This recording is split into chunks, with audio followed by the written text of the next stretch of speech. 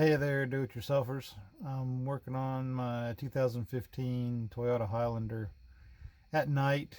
Don't recommend it, but sometimes you got to do what you got to do. And what I'm doing specifically is changing the rear differential oil, gear oil. It's an all-wheel drive XLE model, 15 to, I don't know, 14 to 16 would be the same. So I've got a picture of or video of is the rear differential. You've got the drain plug here, fill plug up top, so they're just right there next to each other, which is kind of nice. And going to loosen the fill plug first. So somebody said use a 10 millimeter hex Allen socket, so that sounds like a good idea. Seems like almost everything on this thing's 10 millimeters, so that fits like a glove. And so that's what we're going to use. We'll loosen, like I said, the fill plug first to make sure it works.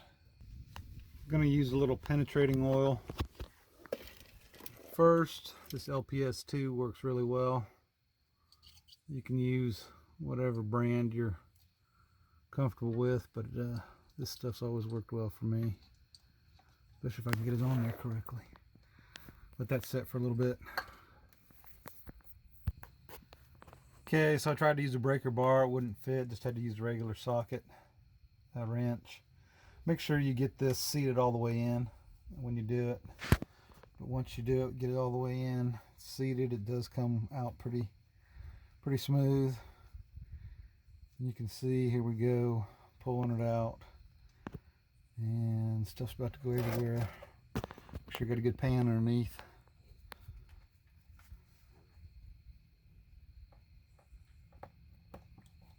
And there it goes. Looks better than what I thought it would.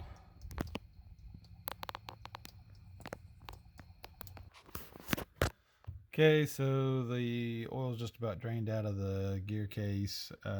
Here's the drain plug. We're just going to match up that gasket to a set I bought off of Amazon. Genuine Toyota gasket kit. There's a couple different ones. You'll see them on Amazon. The one on this particular plug is going to be this one here. And then I'm going to refill it with some good Mobil 1. 75W90. Calls for 75W85 in the manual, but this full synthetic will work well, and plus it's got the limited slip additive. That's the LS. Okay, so drain plug is replaced. I'm going to put the gear oil in the fill plug area. Attached a fuel hose, 5/16 fuel hose to my bottle of gear oil, and I'm just going to squeeze it in there until it runs out the fill plug. Then I couldn't find any specs on torque for the filler plug and the drain plug, but just tighten it until you feel the crush washer actually crush.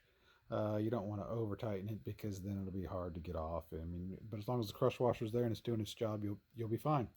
And that's it, folks. Short and sweet on this one. Oh, by the way, here's another reason why you don't do the repairs at night, because you end up spilling oil. And I cleaned up most of it. Doesn't look too bad, but I'll have to hit it with the pressure washer. Plus, I also recommend using some duct tape on the bottle and the hose. Thanks.